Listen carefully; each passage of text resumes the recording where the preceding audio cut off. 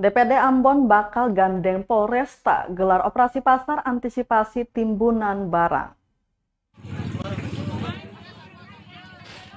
Jelang Ramadan 1443 Hijriah, Komisi 2 DPRD Kota Ambon bakal menggandeng Polresta Pulau Ambon dan Pulau-Pulau Lease untuk menggelar operasi pasar. Wakil Ketua Komisi 2 DPRD Kota Ambon, Hari Putra Farfar mengatakan hal itu dibuat guna mengantisipasi adanya penimbunan barang pokok. Ia mengatakan saat ini berdasarkan laporan masyarakat, beberapa barang pokok mengalami kelangkaan seperti minyak kelapa, gula pasir, dan garam. Sehingga perlu adanya cross-check langsung di lapangan terkait penyebab kelangkaan beberapa barang pokok itu. Dirinya juga mendorong agar Dinas Perindustrian dan Perdagangan atau Indak Kota Ambon juga harus berupaya untuk menstabilkan harga barang. Diketahui berdasarkan prediksi kalender tersebut, 1 Ramadan 1443 Hijriah dalam kalender Hijriah bertepatan dengan Sabtu 2 April 2022 mendatang.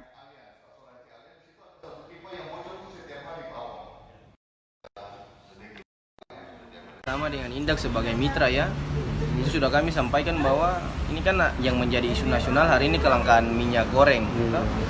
Tapi ternyata selain kelangkaan minyak goreng, ini di masyarakat ini juga terkhusus di pusat perbelanjaan modern ya, bahwa bukan cuma minyak goreng yang langka, tapi juga gula pasir dan garam.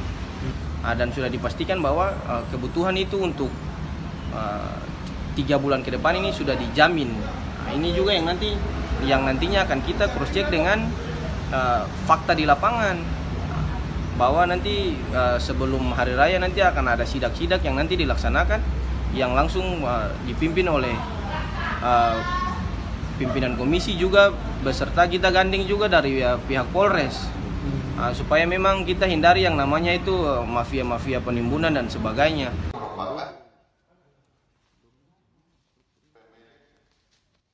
Terima kasih sudah nonton.